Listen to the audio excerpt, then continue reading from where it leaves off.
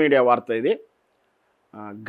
గంగా నదిలో స్నానం ఆచరించారని చెప్పి దళితులని మీద దాడి చేశారు అంటూ ఒక వీడియో వైరల్ అవుతూ ఉంది. అది ఎంతవరకు నిజమో తెలుసుకునే ప్రయత్నం చేద్దాం. ఎందుకంటే ఇంతకుముందు మనం చెప్పినట్టుగానే ఈ డిజిటల్ యుగంలో ఇంత జనరేషన్, ఇంత టెక్నికల్ కమ్యూనికేషన్ నాలెడ్జి పెరిగిన తర్వాత కూడా చట్టాల తీరు, సమాజం తీరు, సంఘ జీవనం తీరు తెలిసినా కూడా ఈరోజు కూడా అక్కడో ఇక్కడో ఎప్పుడో అప్పుడు ఒక మూలల దళితుల మీద విచక్షణ జరుగుతూ ఉంది. ఇది చాలా సిగ్గుపడాల్సిన విషయం. ఏ రోజు కూడా దేవాలయం రానికపోవడమో, సామూహిక భోజనాల్లో కూర్చోనియకపోవడమో, ఇంకా రకరకాలైనటువంటి డిస్క్రిమినేషన్ అయితే జరుగుతున్న మాట వాస్తవం. ఖచ్చితంగా దీన్ని మనం చర్చించాల్సిన అవసరం ఉంది. కానీ నిజంగా ఇక్కడ జరిగింది మరి అది గంగా నదిలో స్నానం చేసి దాడి చేశారా, ఇంత దాష్టికం జరిగిందా అని చెప్పేసి నేను ఫ్యాక్ట్ చెక్ చేశాను. నేను ఒక ఫ్యాక్ట్ చెక్ వాలంటీర్ని. అంటే మన సోషల్ మీడియాలో వైరల్ అవుతున్న వార్తల్లో ఇది నిజమేనా కాదా అని వెనక్కి వెళ్ళి అది నిజ నిర్ధారణ చేసుకోవడానికి కొన్ని మెథడ్స్ ఉంటాయి. కొంతవరకు మనకు నేనైతే సాధించగలుగుతాను. అలా సాధించినప్పుడు ఈ వార్త యొక్క విశ్లేషణ అంతా నిజాలు ఏంటో బయటకు వచ్చాయి. అదొక్కసారి చూద్దాం.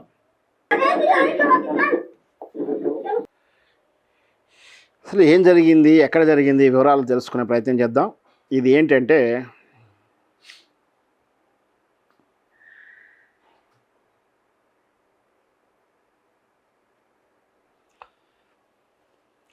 సోషల్ మీడియా వార్త ప్రకారం వీళ్ళు దళితులు, వీళ్ళు గంగా నదిలో స్నానం చేస్తుంటే బయటికి లాగి ఇక్కడ కొంతమంది అంటే పూజారులు, అయ్యగారులు, కొంతమంది ఇతరులు, పిల్లలు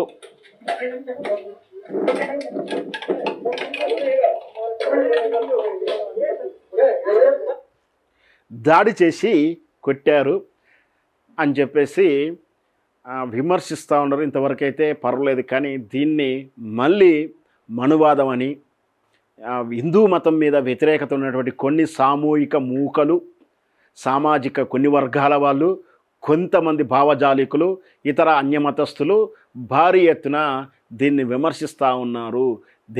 ఇది అడ్డం పెట్టుకొని హిందూ మతాన్ని విమర్శిస్తున్నారు. అక్కడ మనం బాధపడాల్సిన విషయం, హిందూ మతంలో కొంతకాలం కొన్ని సంఘటనలు కొన్ని ప్రాంతాల్లో కొన్ని జరిగిన మాట వాస్తవం. అన్ని ప్రాంతంలో అన్ని వేళలా జరగలేదు అనేది కూడా వాస్తవం. అయితే ఈ సంఘటనల గురించి మనం మాట్లాడుకుందాం. అంటే ఈ సంఘటన ఆధారంగా చేసుకొని ఒక అబద్ధాన్ని నిజంగా మార్చి ఏ విధంగా పోలరైజ్ చేసుకుంటున్నారు, సమాజంలో విద్వేషాలు రగుల్చుకొస్తున్నారు, అదొక పాయింట్. రెండవది, ఈ అంశాన్ని అడ్డం పెట్టుకొని హిందూ సనాతన ధర్మం మీద దాడి చేస్తున్నటువంటి వైనాన్ని మనం ఇంకొక పాయింట్. అంటే అందుకే ఇది ఏంటి, సమాజానికి ఇది మంచిది కాదు, ఇది నిజమైనా కాదా, వాస్తవంగా జరిగిందా లేదా అనేది ఫ్యాక్ట్ చెక్ వెళ్ళిపోయాను.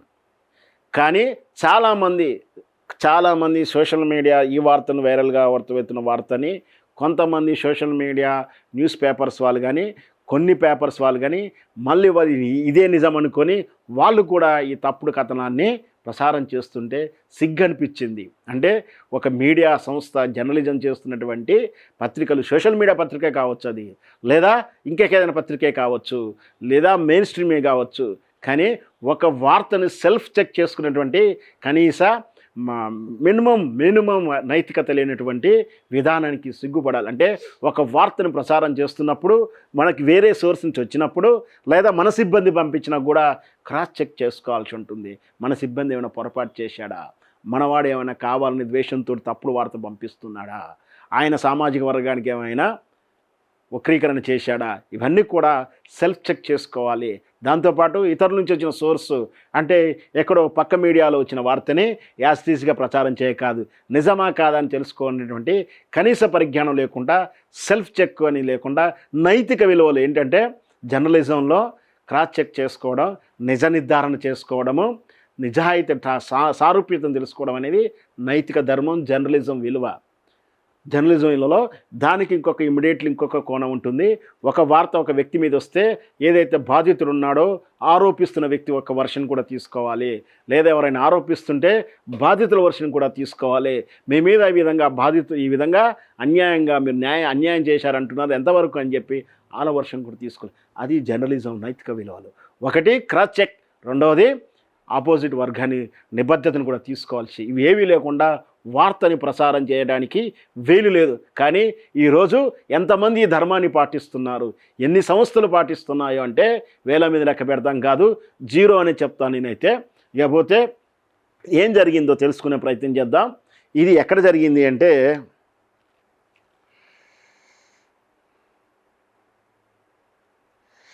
ఈ వీడియో కాన్పూర్ జిల్లా మహారాజ్పూర్ పోలీస్ స్టేషన్ పరిధిలో డోండి గంగా ఘాట్ అంటే కాన్పూర్ జిల్లాలో జరిగినటువంటి సంఘటన ఇది. కాన్పూర్ జిల్లాలో అక్కడ గంగానది ప్రవహిస్తున్నట్టు తీరంలో డోండి అనేటువంటి గంగానది ఒడ్డు వద్ద జరిగినటువంటి సంఘటన. ఇక్కడ ఏం జరిగింది అంటే ఇది వర్షం పడేటువంటి చేంజ్ ఓవర్ పీరియడ్ కదా, అంటే వేసవికాలం పోయి వర్షాకాలం వస్తున్న తరుణం.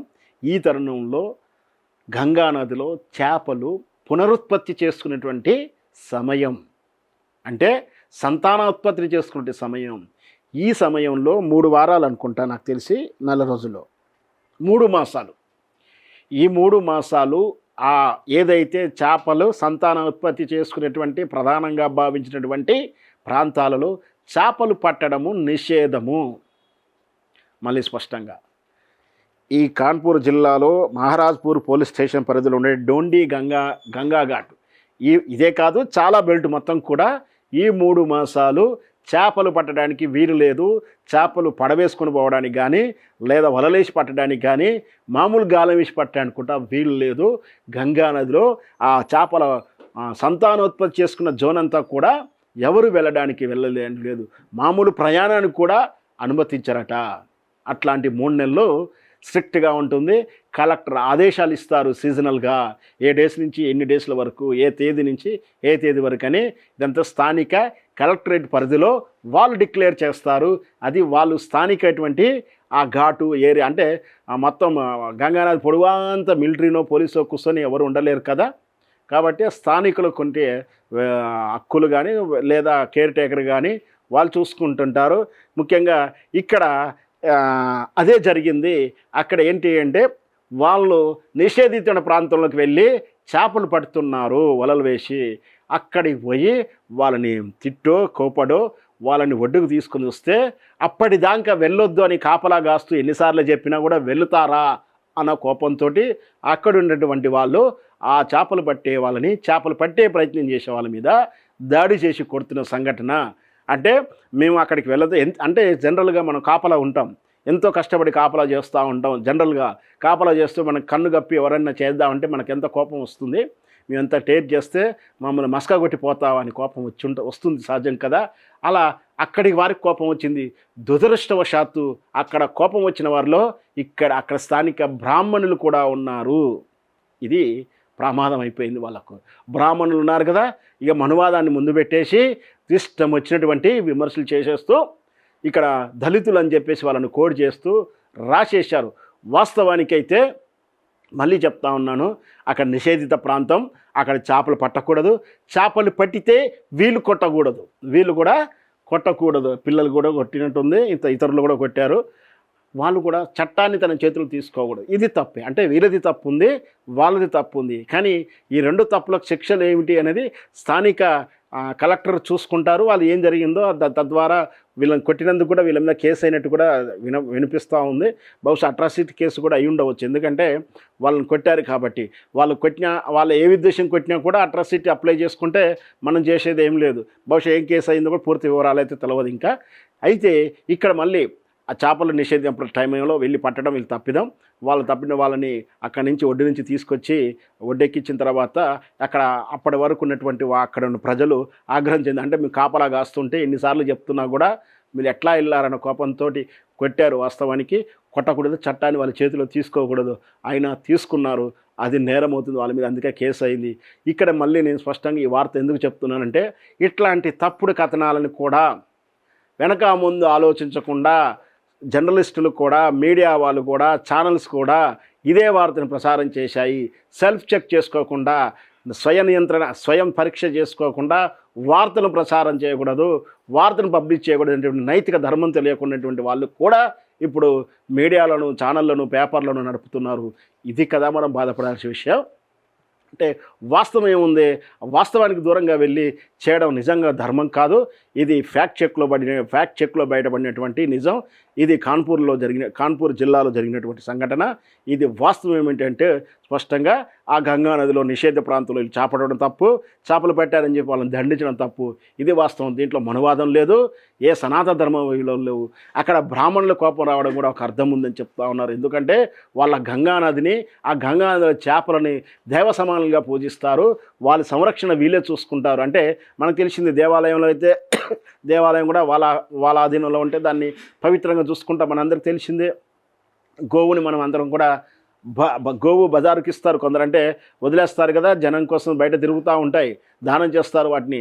కానీ అవి కూడా మనయ్యగానే భావించి దాని సంరక్షణ చూస్తుంటాం. ఎందుకంటే మనం వాటిని పూజిస్తాం కాబట్టి. అలా బ్రాహ్మణులు ఆ చేపలను పూజిస్తారు, దైవ సమానంగా భావిస్తారు కాబట్టి వాళ్ళ కోపం వచ్చింది, వాళ్ళు దాడి చేశారు. అయినా కూడా దాడి చేయకూడదు. కానీ ఇక్కడ మనువాదమను ఇట్లాంటి కళ్ళబుర్లు కథలు చెప్పుకుంటూ విషాన్ని కక్కుతున్నటువంటి వాళ్లకు చెప్పేది ఏమిటంటే, ముందు మీరు ఫ్యాక్ట్ చెక్ చేసుకున్న తర్వాతనే వార్తలు రాయాల్సి ఉంటుందనేది నా మనవి.